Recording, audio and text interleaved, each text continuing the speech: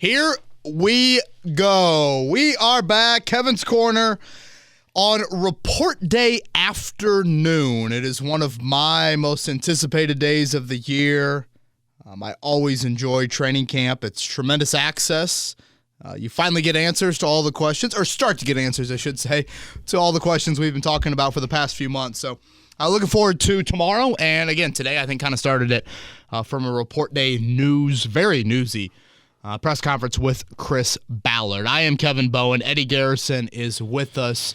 We will play a Ryan Kelly interview coming up after the reaction to Chris Ballard's press conference, right before Twitter questions. And, you know, Eddie, I really try and pride myself on not speaking in hyperbole. Mm-hmm.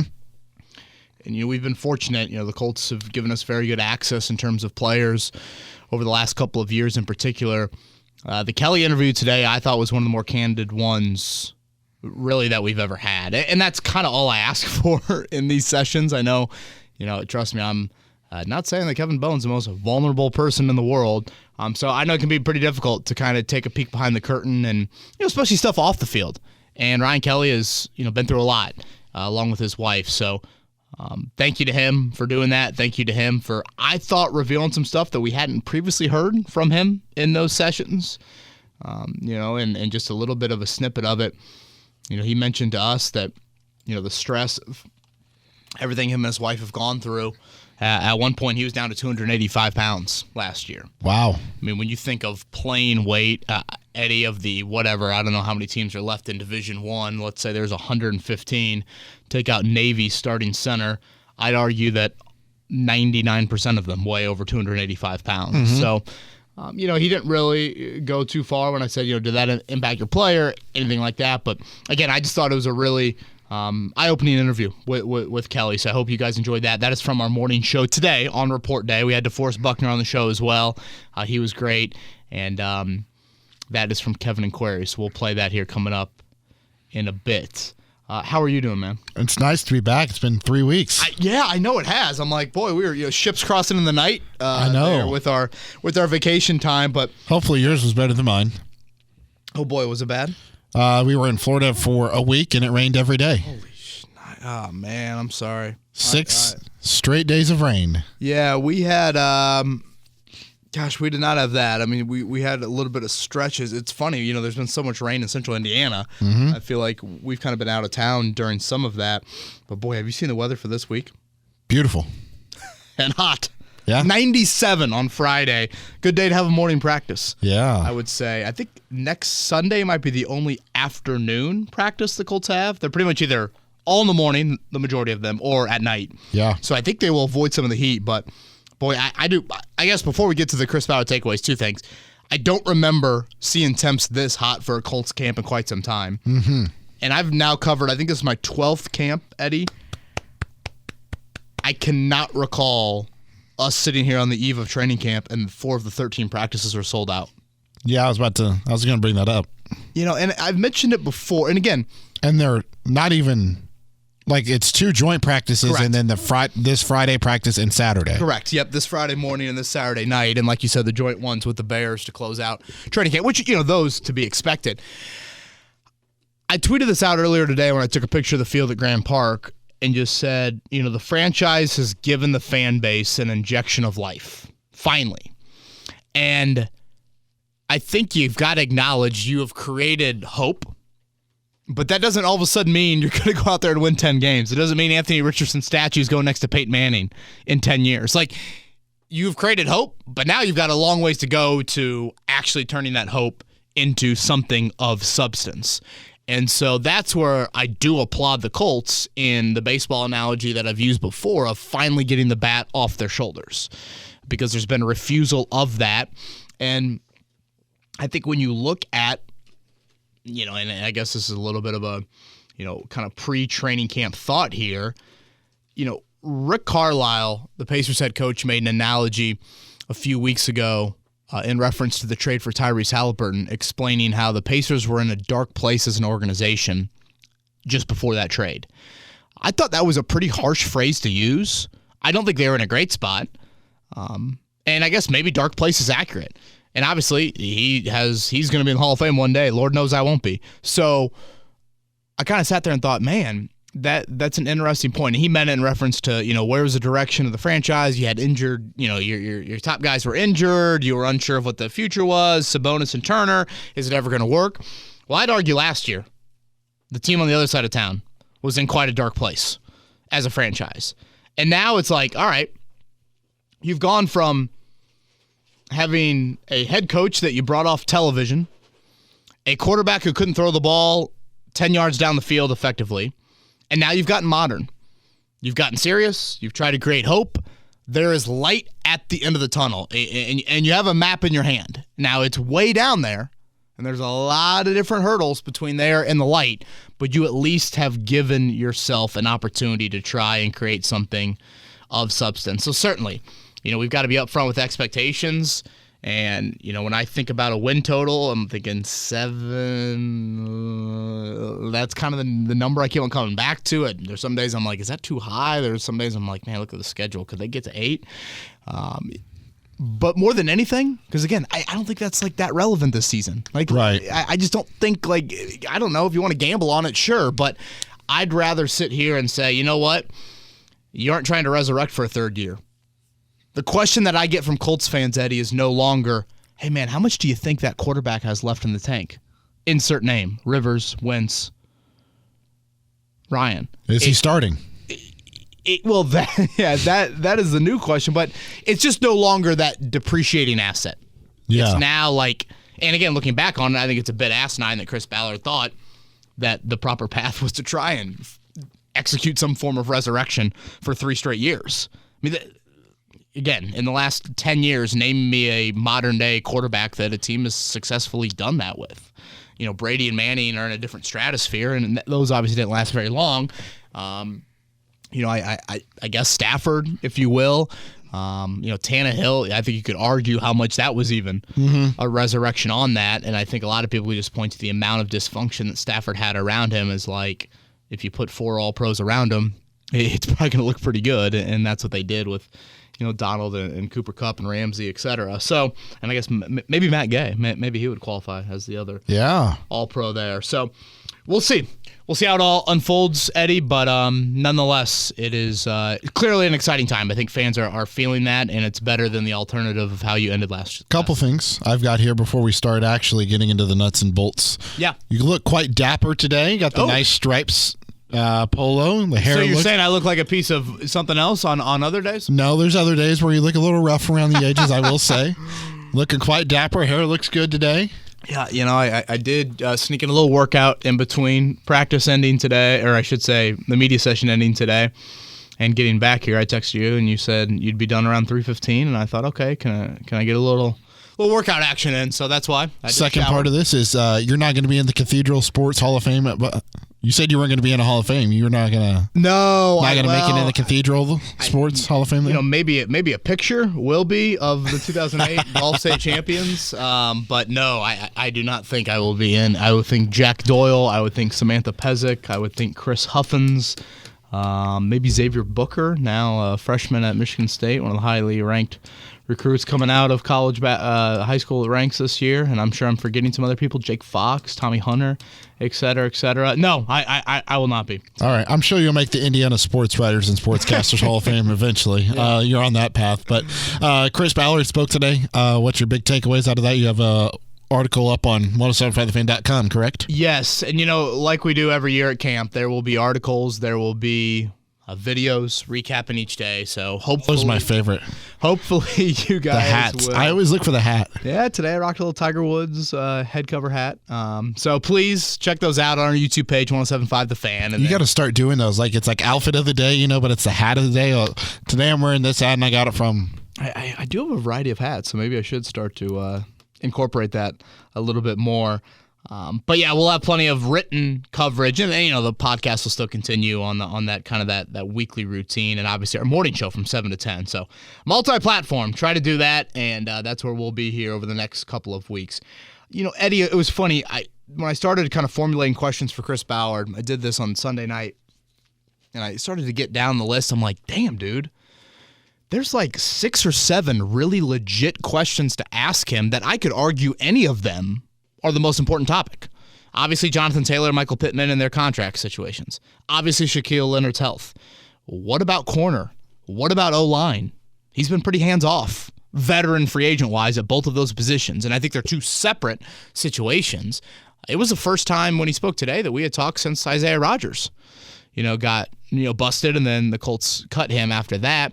And then lastly, and I always enjoy this from Ballard, I just like hearing from him, okay, I previewed 6 position battles that I'm watching for. Give me 6 that you're watching for, and not 6, obviously, but, kind of leave it open-ended for him. So a lot of avenues you could go. Let's start with, I thought, the most positive news item of the day, and that is Shaquille Leonard not on the physically unable to perform list to start camp. Eddie, when I guess it would have been maybe Mark and I did the pod when you were out, that was in the day, maybe it was the day of, maybe the day after, Jim Irsay had made those comments about Shaquille Leonard has a chance on the Pat McAfee show. And, there are a lot of people like, what does he mean by has a chance? I never inferred that as like he has a chance to ever play again. I mean, I understand there's scar tissue with Andrew Luck. I totally get that. And I understand there's been mixed messaging from the Colts before when it comes to injuries. But I have kind of always felt like, especially when Leonard sat out the entire spring, he was just gearing up for this opportunity of, all right, here you have, what is today, the 25th? Here you have a month and a half to go until the start of the season. What can you do from a ramp-up standpoint? And I think you look at the Leonard situation right here on July 25th, 2023, and think back to July 25th, 2022. I don't know. You have to say he's in a better spot. Now, how much better? We're going to find out. But he unquestionably he's in a better spot. Again, first off, he's not on PUP. We've actually seen him run a little bit. That's a great point. There's actually some tangible evidence. We can argue what that looks like and all of that, and I'm not saying there I saw a Pro Bowl linebacker move, but there is some tangible evidence. And I would say the last part of it is this time last year, Eddie, he was a month and a half removed from back surgery. This time, he is, 8 months removed from the second back surgery? Now, again, it's the second back surgery, but just the time frame is totally, totally different. Now, I think they're going to be very thorough and very slow and meticulous with this process and ramping him up. And again, I am not sitting here by any means saying Shaquille Leonard, the all-pro linebacker, is going to be out there week 1 for 75 snaps against Jacksonville. But what I am saying is he's in a better spot, clearly, and we'll see how it all plays out. But I thought that was the most positive news from the day. The 2 guys that will be on the PUP list, Tyquan Lewis and Will Mallory. Not surprised by Lewis at all. It's a patella tendon injury, same one from last year. Ballard, I think, said it'll probably be a couple more weeks on him. He's a veteran that I thought played pretty good football coming off the patella last year. Now he's got another one, so we'll see how, obviously, that impacts him. And then Will Mallory, who had a nice rookie minicamp, he has had a foot injury that's lingered since, did not participate in the OTAs and the minicamp. Ballard didn't act like it'd be too long for him on the PUP list. But for the most part, Ballard acted like they'd be pretty healthy. They were still going through some physicals on Tuesday when he met with us, so we'll see if any other guys. I think you're going to have your ramp-up periods for, Taylor even, Pittman even, Josh Downs, the guys that miss the spring. Jelani Woods a little bit, Juju Ogletree, Juju Brents, Darius Rush. I assume Rigoberto Sanchez is good to go. There's no other punter on the roster. So, yeah, I think that pretty much covers all of the big-ish injury stuff from them. What do you say about Jonathan Taylor and that contract? So, let me start here, Eddie. I don't say this with extreme amount of confidence, but I also hope our listening audience understands when I say something on the podcast, I don't say it just to say stuff. I frequently get asked about the Pittman and Taylor contract situations and how I think they will play out. There is certainly I would argue, several ounces of unknown with contracts and just how it plays out. And, okay, what's the Barkley domino mean for Taylor and, et cetera, et cetera. If you were going to say Kevin Bowen in 2024, what's going to happen here? Is Michael Pittman, Jonathan Taylor, are they going to be Colts in 2024 and beyond? I think they will be. I don't know how the contract's going to look. I don't know when pen is going to be put to paper. But if you had had to make me choose A, B, C, or D. A is they both re-signed, B is they don't, C is just Taylor, D is just Pittman, I'd say they both re-signed. We'll hear from Taylor, by the way, tomorrow after practice. He did not speak to the media today. He did report to camp. I guess there was a freak out from Ian Rappaport maybe, kind of late in the morning, on whether or not he would report to camp. I thought the Ballard comments were a bit interesting today. I almost walked away from the presser thinking, man, he had more public love for Michael Pittman than he did Jonathan Taylor. Now, he has always loved himself some Michael Pittman. I mean, he has not shied away from that. And the Taylor comments, he mentioned right out of the gate that kind of like history is good for us re-signing guys that, produce early in those rookie contracts. But then he also mentioned on more than one occasion how there is a new coaching staff in town. And obviously there's a new offensive coaching staff in town. And Eddie, I'm not going to overly read too much into it, but again, he said it on more than one occasion. And just think about what happened in Philly last year. And where is Miles Sanders now? Again, I know it's not, the exact same situation, and all things are different, but I do think that is something that it just kind of caught my ear a little bit, like, boy, he said that a couple of times. So we'll see how things unfold. I still think, and Ballard mentioned this as well several times and went out of his way to say that you pay good players regardless of where they play. And I know it's a quote that understandably frustrates a lot of Colts fans, and it is one that I probably disagree with. But I do think, and I did ask him, are you against doing contracts, re-signings in season? Because outside of Grover Stewart, I can't think of one that they've done in season. Hines and Nelson were right before the start of the season. Trying to think who else they got done. Braden Smith was right before the start of camp, and I think Shaq was in the middle of camp. If you look back at the draft pick re-signings they've done. Well, Q was before week 1, right? Right before week 1. I want to say the 48-hour period. Him and Hines, I think, were very close to being right in week 1 a few years back. But he's not against doing one in season, is what he said on Tuesday. Again, I think they want him here long term, but I'm anxious to hear him tomorrow. Because that Saquon Barkley thing today, Eddie, that didn't look like a dude carrying the running back flag for the league. I mean, a little sweetener on the franchise tag. Well, the thing is, he's not holding out. I mean, it's. I didn't find the note again, and I'm mad that I didn't. But the note that I saw was that with him making his franchise tag $11 million with those incentives boosted on, if he were to be tagged next year when it goes up by 20%, he would then be the third highest paid back between the franchise tag this year and the franchise tag next year in the 2-year period. So maybe it's more of a long-term play. So he'd be behind, what, McCaffrey and Kamara? I think it was McCaffrey and Henry. Maybe. Interesting. Yeah, I saw the Barkley thing, and I'm like, wow, that wasn't as demonstrative as I thought it could have gotten for him with that. So I don't know. Maybe I'm overly reading things into it. Eddie, I'll be honest. I saw the Jonathan Taylor response to the Matt Miller tweet from last week. I found the tweet, by the way. Go ahead. If Saquon Barkley maxes out his restructured deal in 23, he'll earn $11 million. That increases his franchise tag value for 2024 up to $13.2 million, or a $24.2 million payout over the next 2 years. Only Christian McCaffrey, $30.5 million, and Derrick Henry, $26 million, have higher 2-year cash outputs. Got it. So, yeah, you go 2 years out. Interesting on that. Still, I guess from a long-term stance, he certainly didn't take one today. I think Jonathan Taylor is a tremendous human. I think he stands for everything you want to off the field. I saw his response to the Matt Miller tweet, Eddie, and I was like,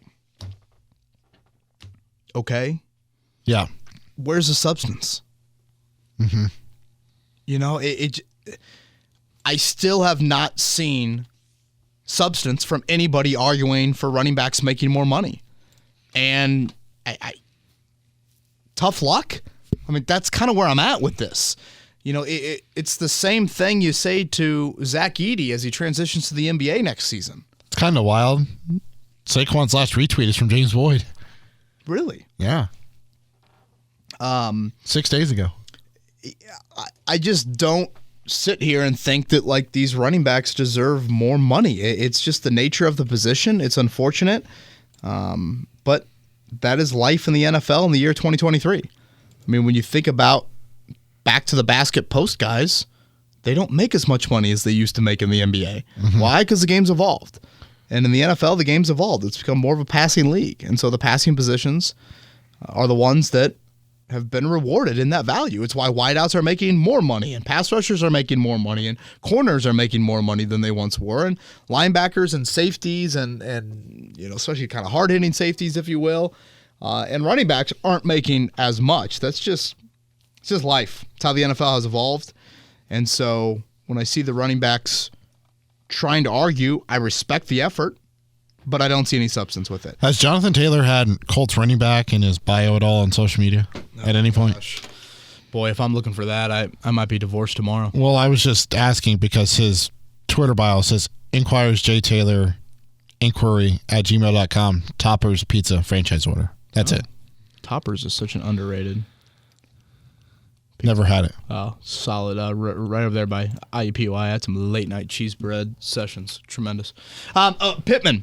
Yep. He loves him, dude. He loves him. I love Pitt. I freaking do. Loves to compete. All those things. I freaking love Pitt, man. Yeah, you can hear it. He added he's a big piece of what we do. I mean, you don't just say that if you don't mean it. Mm-hmm. Because what's the agent going to do? He's going to take that quote and say, hello, hear what you just said. And when I hear Chris Ballard talk about Pittman, it echoes a phrase that I've used a million times to describe Pittman. And that there's no UFC pretty boy with him in his style and how he plays. And when you think about wideouts, you can get some of that. And I think when you want to try to make a strong impression on a rookie quarterback, a guy that works like Pittman works is what you want. Mm-hmm. And so I think he's willing to, again, on paper, be an overpay. Where else are you spending the money? Those are my thoughts on it. Now, Pittman also, and he's been very quiet about his contract situation compared to Taylor. I have a theory behind it as to why, but go. Okay, I'll just sneak this in. Pittman strikes me as a dude that's just like, hey, if I got to play the season out, I'll play the season out. So, again, I don't know when or how or where that's going to get done, but the Colts really, really like him. I know they do, and I think Pittman is waiting on Taylor. Because if Taylor gets the tag, he can ask for whatever number he wants. He can ask for $20 million. I'd be comfortable paying him with $20 million. But if he comes out like asking for 25, 26, I don't know. I think that's a little bit harder to swallow because you haven't seen the full-on production of wide receivers in that range. And now on the inverse side of things here, he knows he's going to get at least $20 million because if Taylor is extended, then they will not have to use the tag on Taylor, and they can use the tag on Michael Pittman Jr. And this past year, the franchise tag was $19.77 million, and I expect that number to go up because I think there's a couple of wide receivers that are due to get paid. T. Higgins, and then I think CeeDee Lamb will get an extension. I think Justin Jefferson will get an extension as well. I come back to a comment I made, I believe, with Mark on a couple podcasts ago. You cannot shortcut support for Richardson. Nope. And I think moving on, and I, get back to the Taylor argument, I've said this before. Again, kind of like a 2-3 year extension. I could get behind that. I come back to the root of don't draft a running back in the second round. You guys have heard me say that. But Pittman, I just think skimping on that and putting all that pressure on Pierce, all that pressure on Josh Downs. Oh, yeah. I mean, hell, all that pressure on the tight end room, a tight end room that's extremely unproven. So, those were the comments today. Position battles that Ballard is watching, tight end and corner. I don't think any shock there. He loves Dallas Flowers. Boy, he loves Dallas Flowers. He mentioned that he still talks with Stephon Gilmore somewhat frequently, and I think Gilmore even said to him kind of early last season, like, boy, Flowers can play. Mm-hmm. So obviously Flowers is kind of taking on a Gilmore-type role this season. Oh, he's going to be Gilly Lock 2.0, is that what you're saying? Well, Dallas Flowers strikes me as a dude that doesn't lack in confidence, so we will see. Pretty much what you expect with the Isaiah Rodgers situation. I thought Ballard would staunchly defend the NFL, staunchly defend the Colts education, and he did that, and basically saying, like, they made bad choices. The league's pretty clear on what you can and can't do. Don't bet. Don't bet on football. Don't bet in your building. Yeah. So that's pretty much what he said. I did ask him, just for clarity's sake, did you know about Rodgers before the draft? And he was like, no, we did not. They entered the offseason, and they had a very clear focus that they wanted to get younger at corner. Mm-hmm. And clearly they have done that in a major, major way. He kind of compared it to the 2018 season, and or going from, 2017 to 2018 when they drafted, Quincy Wilson, and then Kenny Moore was an undrafted free agent.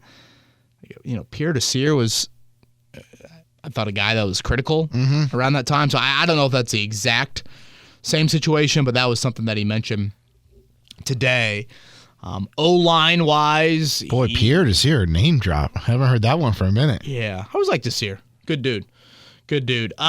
He's good with what you have on the O-line. And this is just one where I scratch my head. I don't really scratch it at corner because, again, play the youth if you're going to commit to it in a season that I don't think wins and losses is the most dominating storyline. O-line-wise, though, it is wild to me that this is the group that they're going with, and more so the depth that they're going with. Mm-hmm. I mean, you don't have experienced depth with this group. Negatory. So that's where I'm a little bit like, and again, he was like, watch the second half of the season last year.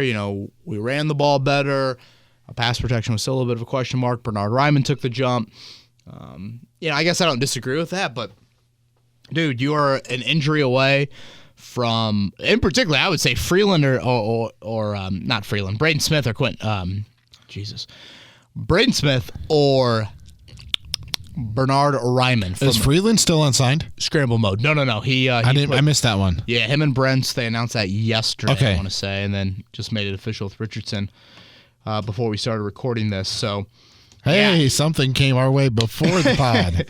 He mentioned Freeland as Penter as those depth guys, so he did throw in there they will continue to look, but he definitely wasn't adamant about that. He name dropped Ekiyor at all in there? He did not. No, he did not name Ekiyor, or did not name any.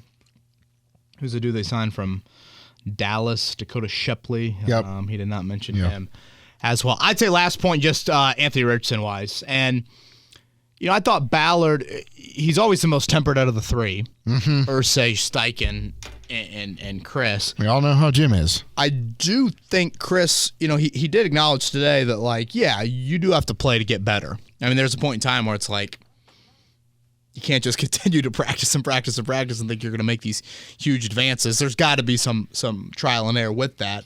But he certainly wasn't committing to, again, any sort of timetable. He didn't really have a great answer for, what do you need to see out of Richardson for you to know that he's ready week one? Because for me, that answer comes back to two things. Is your O-line adequate? And can Richardson handle a Shane Steichen game plan? Yeah. And if he can do those two things, check, throw him out there. Boom, boom. Week one. 1, 2, bang on my drum all day. That was kind of the big thing with Richardson. Ballard loves himself some Gardner Minshew, how he's wired. He really likes that. And he also appreciates kind of the even keel nature that Richardson brings. Mm-hmm. Thinks that's important, obviously, for long-term success quarterback-wise. I think that covers everything. He's eager to see Julian Blackmon at strong safety. I think he's going to have a big year. If he stays healthy. And I feel like that kind of covers everything Ballard. So a few more tidbits in that notebook that's up on 1075thefan.com. All right, you want to transition out of position battles? Well, let's go to the Ryan Kelly interview next, okay? So this was from our morning show today. This is Ryan Kelly to Forrest Buckner. I'll probably, Eddie, make a little audible here and just leave the position battles for the written content. Try to force people to the website. Look at you. 6 position battles up on the website from 1075 The Fan. But yeah, let's play that Ryan Kelly interview. Again, it's from Tuesday morning, report day for Colts training camp. Ryan Kelly's joining us now here, live at Colts camp. Report day. Camp number 9? Close. 8. 8 for you? Yep. When you see 97 degrees on Friday, your thought is what? I did see that. it's just going to be tough, but that's training camp, you know. I was telling them on the way in, like from the time you're, you know, in the third grade to now, August is hot no matter where you go. So that's a great point. I'm thankful not to be at Anderson. I feel like there was not a hotter place in the country. Does it have a back to school? You know, Ryan, those of us who never played professional sports cannot relate to the thought of training camp. The only thing that we have to compare it to is that feeling when you're a kid the last couple of weeks of summer of like looking at the calendar like, Is it have you're smirking almost like you know where I'm going with that. Does it have the same type feeling? Yeah, a little bit. I think we always joke like once July 4th hits, it's just all downhill from there. You know, like because you think you've got like a great off season, a great summer, and then July 4th hits, and you're like, in 2 weeks I'm gonna be in training camp. You know, but then you get here and it's like it's kind of the excitement of that first day of school. You know, where like you're seeing the guys again for the first time in a month and a half. It's the excitement for a new season, a new coaching staff, everything. You know, and the 8 years that I've been doing it in the pros, it's like every year is so different. So there is like that welcome back first day of school feeling, and it's awesome. I have a really dumb question, not shocking. Do you guys get paid year-round or just in season? So your 18 weeks gets spread out over double that. Okay. So before it was just once a week, and then once the season was over, you stopped. Yeah, I was going to say, because there was a time, was there not, when at least you came here and you're like, oh, man, at least the direct deposits came back in. You do get paid during training camp, but for like the season goes, you used to get paid week 1 to the very end of the season, and then the hose is off. Now they just doubled it to kind of stretch out in March, help some guys out. Gotcha. I obviously want to talk some football questions, but I think, and you guys have been very public about this, you and your wife, Emma, and frankly having to go through hell from a parenting standpoint here in the last couple of years, and I look to 97 degrees on Friday, and I think about you. I also think about your wife. Fill us in. Due with twins in when? Sometime around the beginning of the season. Oh, wow. Okay. Yeah, so just kind of depends with twins. You just never know. But congrats. I think I speak for everybody. You guys, again, been through absolute hell. And how's she doing? How's she feeling? I can't imagine being pregnant, let alone twins, let alone during the summer. Yeah, it's tough. Just watching her go through, like, you know, giving birth when, you know, your body is not supposed to the first time with our daughter, to bearing her, to trying again, that process taking a long time. Like, at a point in the last season, like, I got down to, like, 285 pounds, which I hadn't been that since I was in high school, and I think it was just, like, the stress.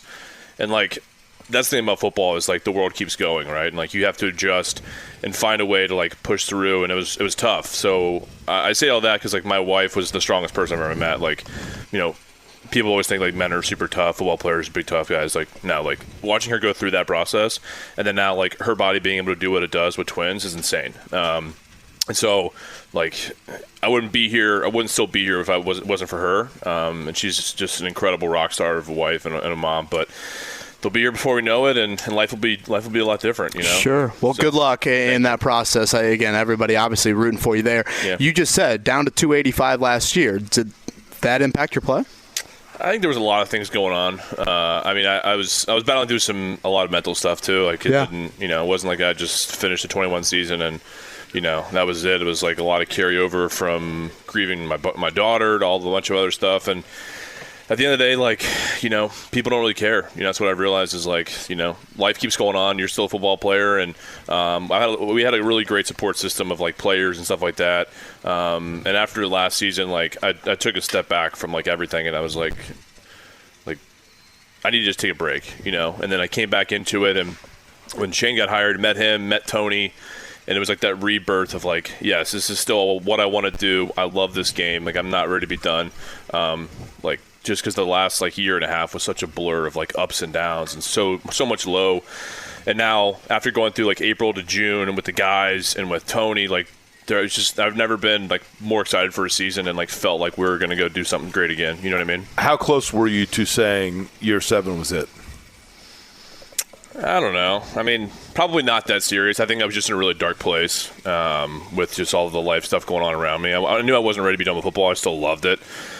It's just it was hard to get going every day, you know, when there's so many external factors playing in your life. And but once, like I said, once the season was over and I was able to get away for like a week or two, I was like, no, like, I'm not done playing.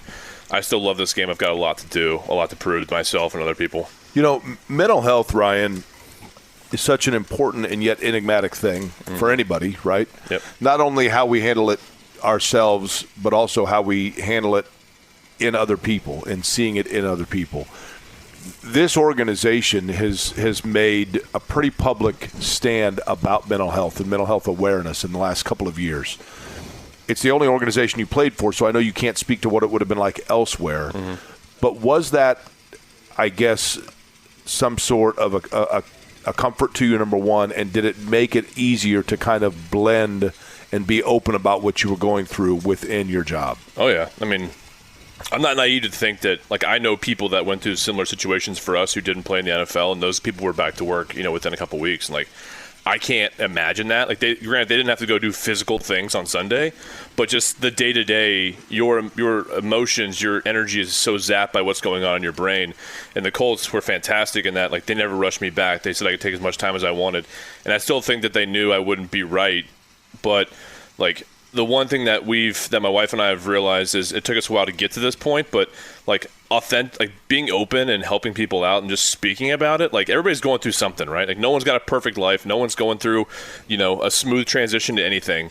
But like, being vulnerable to open and talk about it, like, it's helped us and it's helped some other people. And I think the Colts have done, like I said, they're the only people I know in the organizations of the NFL that truly talk about it and care about it. I think it's one thing to promote it, do these things, but to actually be about it and for your players who, it's a very cutthroat business and you have to make decisions at the end of this month, but they still care about you no matter where you go or if you're here or not. I think that's an incredible test of who they are and, like, truly caring. Have you had people that have come up to you, at the grocery store, at the movie theater, whatever it might be? Have you had people that have come up to you that have said, you know what, like, I never told anybody this, but I could relate. I've been there. Oh, yeah. We hosted a Mother's Day event last year. It's a long story. I'll make it short. For mothers who had just lost, like, babies, right? Mother's Day is very hard when you don't have your kid to hold. So my wife did what she always does, amazing things for other people, and we're there, and it's like I'm looking around, like, is any husbands or men going to, like, show up to this thing? And they did. And I could tell when they were kind of coming in, they were very apprehensive to, they didn't know, because, man, we don't talk about these things sometimes, right? It's hard to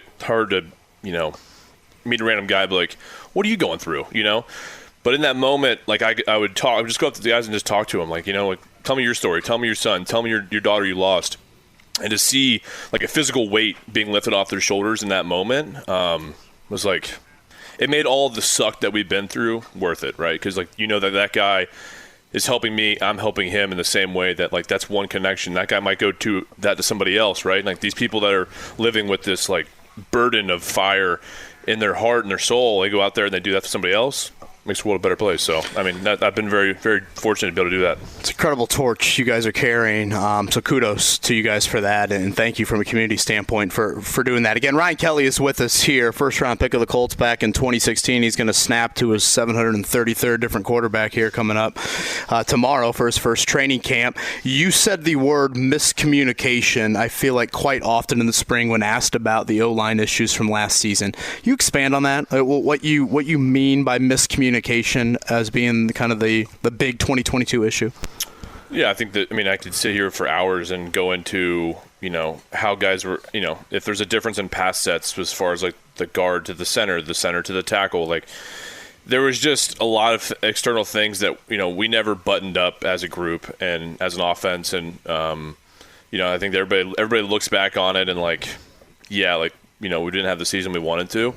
But then going back into the spring, Tony pulled up a bunch of clips from us throughout last year, and it was like, no, like, you guys are doing really good stuff. Like, if you watch these clips, guys are just mauling people, right?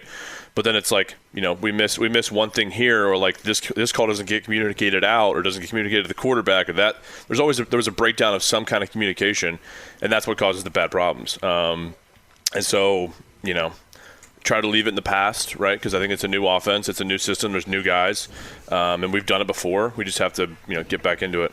Last one from me. You're a smart dude. You get how the NFL operates. Are you the NFLPA rep still for the team? Well, I'm on the EC now, so I'm no longer the rep. Okay, yes. So you're even higher up. From an NFLPA standpoint, was there ever a point, January, February, you thought, man, I don't know if I'm going to be here in 2023? Like, when did you get that reassurance? Did you ever have that thought that you might not be here, given your contract, given your age, those sorts of things? I think as you get older, you always think about it. But No, I mean, like when I talked to Shane, and like I think I was one of Shane's first calls, and Tony called me and talked about all the great things we were going to do. It was like, yeah, like this is the same call I needed to hear when I was contemplating, whether I still love this game after last year and all the ups and downs, and mostly all the downs, right? And it's amazing though, like what a new face can come in and do, and what a resurgence of a team can come in. And I think that's what's great about training camp as you get older, is these young guys keep getting younger, and it keeps you young. It keeps you hungry to go out there and do more, because you still have left, you still have plays on the table that'll be made out there and years to be played. And I still love the game, and I think that. I still have a lot to do, and I think Tony and Shane were a big part of that. That saying, like, look, you guys are still some of the best players at your position. Like, we have to find a way to go out there and be more consistent than what we were last year. And a lot of that's some other stuff around us, whatever. But if we can do that as 5, then we'll be all right. I've got a couple questions that are going to completely illuminate my naivete about a lot of things here. Okay. All right. First is this: as a center, do you snap the ball differently to different quarters? Does the way that you snap the ball vary from depending on who you're snapping it to? No. Same each way. Okay. So does anything change in terms of the guy that is taking the snap, in terms of your approach, anything that you need to know about that player? I mean, as far as not as far as snapping the ball, but as far as like communication-wise goes, yeah, like when you go from Matt Ryan to Nick Foles to Sam Ehlinger, like they're all different, you know what I mean? So they all have their own little quirks, but as far as like just getting the ball to them, no, it's all the same. Okay, then lastly, the guys that are alongside you, how long does it take to understand their tendencies, learn them, because that is such a critical part of an offensive line? Yeah, it's huge. I think that it takes longer than people think. I think in a results-driven business, where in today's world, like no one has patience to get things going or give it time to develop.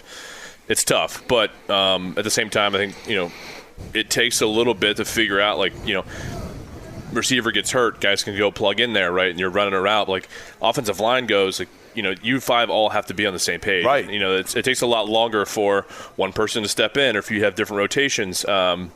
It's not just a plug-and-play business in that regard. So I think that it does take time. It takes a long time, and it's also getting to know each other off the field, which is, I think, it's the best part about training camp, is also just getting to learn guys and having that, that camaraderie outside of the game. So get your juice boxes together, watch some movies, have some fun, right? Yeah. My rookie year, we tried to sing American Pie. We learned every word to American Pie, which is like the hardest song to learn, by the way.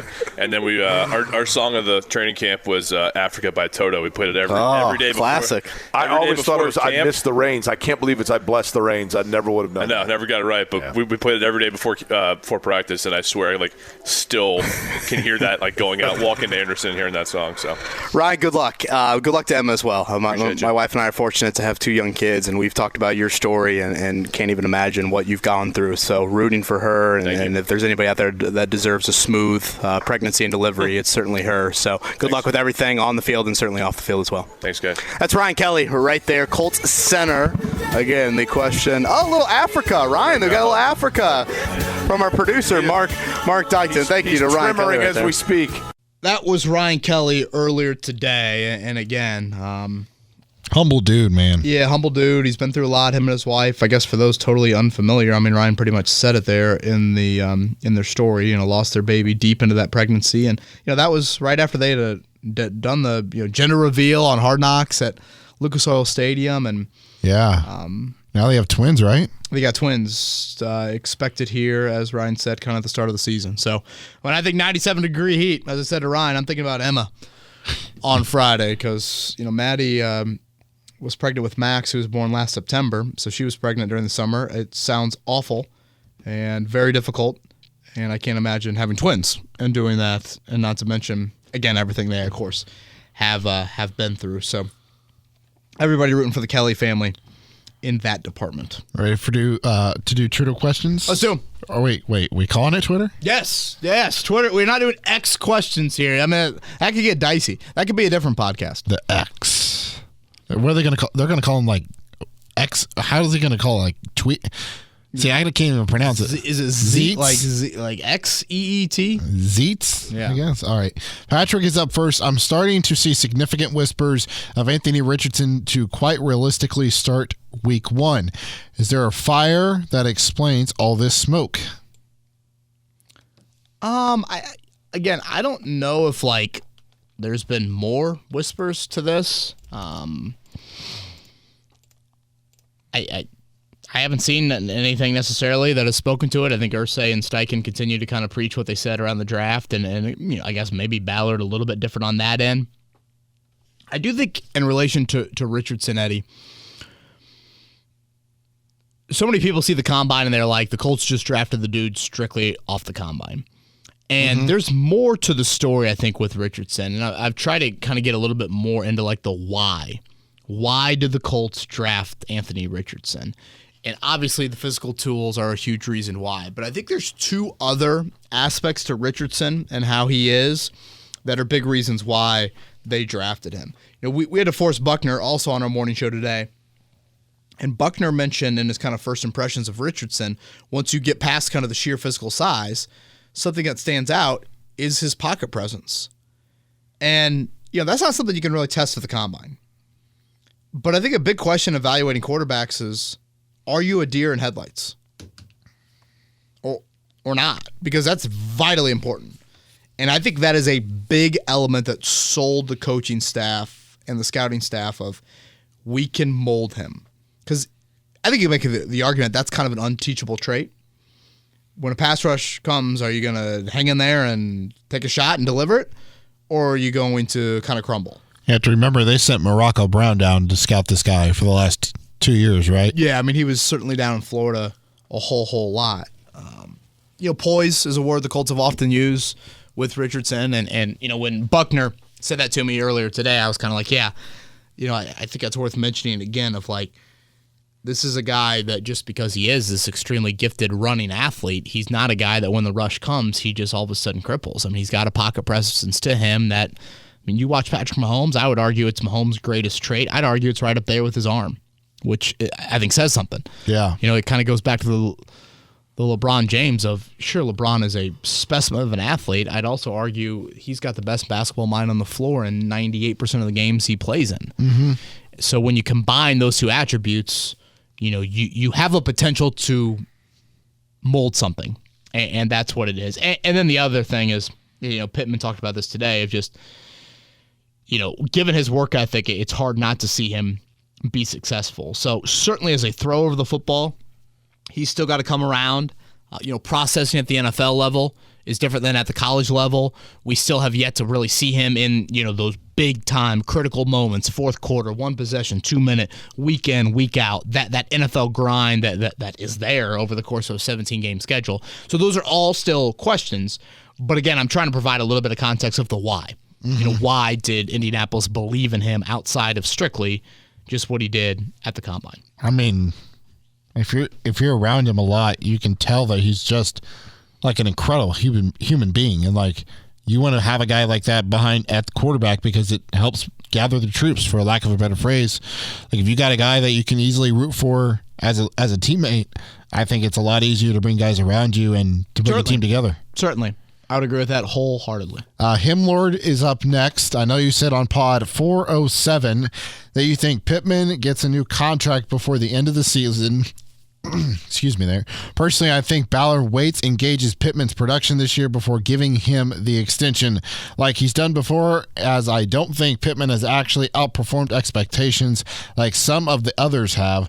With that being said, using likelihood and risk, which of the following scenarios are you going with? Numero uno. Sign him to a team-friendly extension before the season. He ends up having a barely above average season. Scenario number 2, he's having a really good season, but you've waited until the latter part of the season or the end of the season before trying to sign him to an extension, and he's on the fence. Number 3, let him walk and go after a T. Higgins in free agency, assuming he's available. You have the cap room. And finally, number 4, let him walk and the Colts finish with a top 10 pick and a good to great chance of landing Marvin Harrison Jr. Boy, that's a workout reading that one. Great effort by you there. Thank you. I don't know. I'd have to go back and listen to the audio. Maybe I misspoke a little bit. I've tried to not throw kind of time frames on the Taylor and Pittman thoughts because I think these are pretty unique situations. I think the Colts eventually get something done, meaning Pittman will be here long term, but I don't know when. Now, granted, Pittman also strikes me as a dude that, might be willing to test the market and see what's out there. And can you imagine if he has a big year?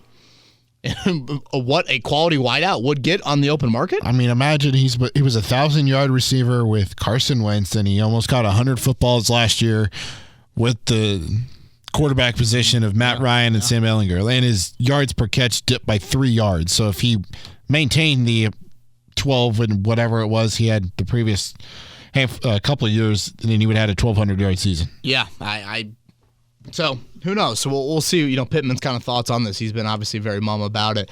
I still think it's realistic that it could be one or even number one here, or just after the season ends. And as far as number 4 is, I'd do both. I'd re-sign Pittman and I'd draft Harrison Jr. Right? Sorry, Alec. The rich need to get richer and I guess continue the rich comment for Anthony Richardson, although my head is exploding imagining how I tie all of those things together. What did A.J. Brown do for Jalen Hurts with Devontae Smith in tow? Obviously, Josh Allen's career took off when Stephon Diggs arrived. I mean, keep that cupboard stocked like none other. I mean, think about our last couple Super Bowl champions. Nice little rhyme there. Did it rhyme? A little bit. Keep that cupboard stocked like none other. Oh, I guess. Yeah, I think you're giving me way too much credit there. I don't know. I look at these things and think when you're trying to develop and grow a quarterback, those are those critical moments to where, again, you cannot skimp on skill, particularly at the pass catching position. Right. So I think it's very, very important to try and bolster it as much as possible. And just because you re-signed Pittman, I mean, hell, Marvin Harrison Jr. would be on a pretty affordable contract for the next handful of seasons if we're going to go down that path. Ryan has some over-unders for the podcast. Michael Pittman Jr., 1,000 yards. Ooh, let's go slightly over. Let's go 1,100. Okay. I agree. Jonathan Taylor, 1,200 yards rushing. Under. Let's go. Let's go 1,150. Okay. See Richardson eating into that. But the caveat, Kevin, does Jonathan Taylor have more chunk plays because of the opening? Yeah. I think the yards per carry could rise. Yeah. Yeah. Mm-hmm. Alec Pierce, 700 yards. Under. I'm going under for him and the next guy. Josh Downs, 600 yards. Yeah, I go under there as well. Jelani Woods, 500 yards and 8 touchdowns. Boy, those are big numbers for tight end. I have to go under just because there's so many players at that position. Yeah. I'm kind of like around half dozen touchdowns, though, for Jelani Woods. I actually think that's more realistic. I think the 8 touchdowns is more realistic than the 500 yards. I would agree there, yeah. It's hard for tight ends to sustain yards kind of week in, week Unless out. you're Travis Kelce. Yeah, obviously. Slimmer Jelani Woods, down about 7 to 9 pounds. Really? 255 is where he's at heading into this year. By the way, did you go to Quentin Nelson's celebrity? I did not know. We game? were en route back. That's right. Back home. Yeah, that's right. Yeah.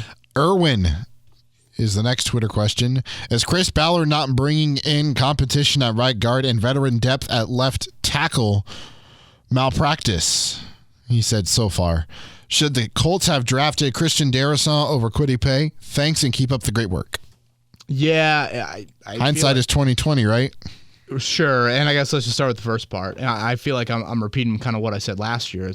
Honestly, you had more starts from kind of last year's group from an experience standpoint, and that again is getting into some of the depth that you had on the offensive line, and certainly you still had questions about it last year. As far as the Kwity Paye, Darrisaw, basically they didn't feel like Darrisaw matched the work ethic, the attitude, however you want to label it, of other guys in that room. They're a little concerned about that. He seems like he's had a pretty good start to his career in Minnesota. Big year for Kwity Paye. Year 3 for a first-round pick is always a big year, considering that 5th-year option is coming. I think Paye's consistent pressure is something that you would want to see rise a little bit. Obviously, stay healthy, but important one. Again, hindsight's 20/20. Pass rusher, tackle, you could have debated both at that time. Maybe a little bit of regret, but I'm not going to act like I was sitting here screaming for Christian Darrisaw at the time.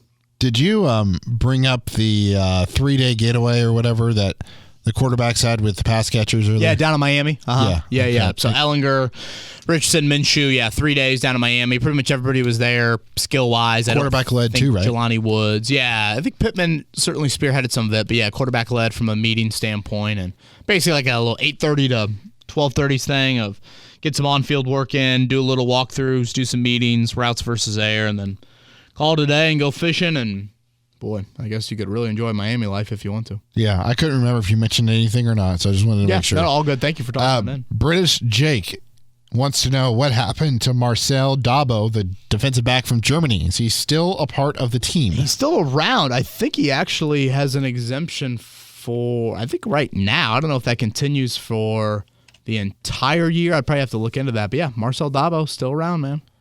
Year 2. Year 2, right? Year 2 for him, yeah. Especially for that position group. Yeah, wide open. That's a great point. 2 questions left. Heavy Horseshoe. If you had the power to pull any 2 players off of an NFL roster and put them on the Colts, with the exception of quarterback, who would it be? Wow. Jamar Chase at wideout? You good with that or no? I was going to say Justin Jefferson, but... Okay. Jefferson is a very smart one as well. Chase just a hair younger, right? Yeah, just a hair. Okay. I just like the bigger body of Jefferson that he brings. And then give me an edge rusher. Probably Parsons. TJ Watt. Yeah, I was just thinking a little age with Watt.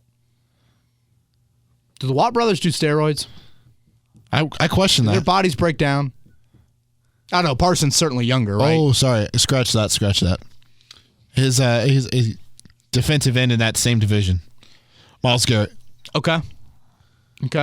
Yeah, I mean, obviously, all great names, but I think wideout edge is where I'd settle.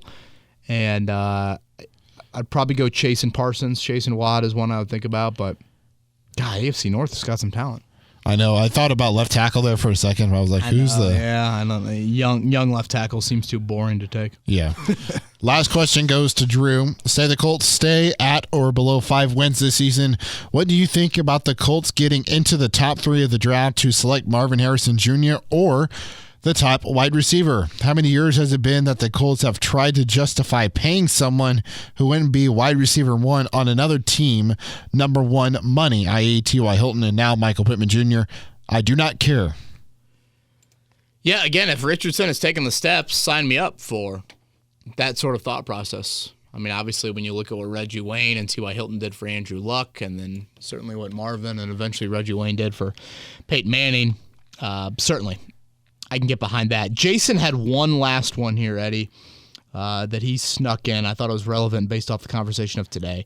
Jason goes, do you think Steichen has any input on the Taylor and Michael Pittman Jr. contract discussions? Obviously, them being on the team and how much they're being paid influences what the rest of the roster looks like. Oh, I missed that one. I would have said this before Chris Ballard's comments. I would have said, has to.